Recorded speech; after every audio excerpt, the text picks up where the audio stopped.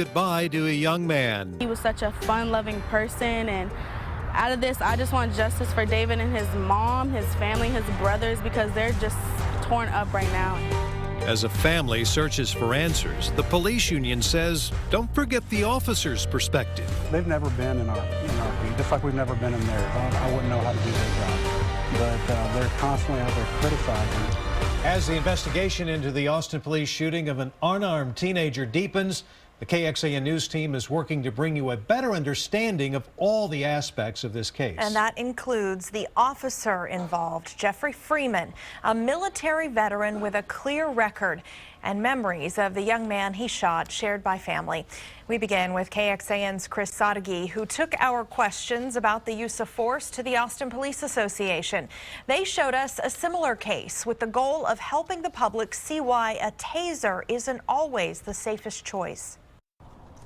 2 days ago, an officer killed a teenager, and ever since, Police Association President Ken Cassidy has heard all the questions. You know, the officers have a very tough job. Everything's split second. And second guessed, like why with an unarmed naked teenager would a taser not suffice? Just because someone's naked standing in the street, that they're not a danger to someone, I would tell you they're an extreme danger.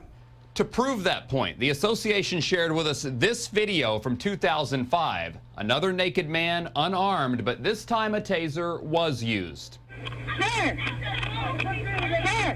The naked man is trying to bust into a daycare until he's tased. The tasing continues for several seconds until here, when he pulls the prongs out and then turns towards the officer. Come on now, all right. Seconds after the officer is attacked, backup arrives. And Cassidy wonders what may have happened had they been much later. Thank God her backup gets here, or she probably would have been killed by this gentleman. The man in this video was full grown, but Cassidy says that's not required to be deadly. Man, we saw his football pictures that his family released yesterday. That's an adult man. And this one was taken down with a gun, not a taser. Chris Sadeghi, KXAN News. We also learned today Officer Freeman played high school football and graduated from Crockett High School in Austin. He's an Iraq War veteran and worked for Austin Libraries before becoming a police officer more than a decade ago. And he has no prior disciplinary history with Austin Police.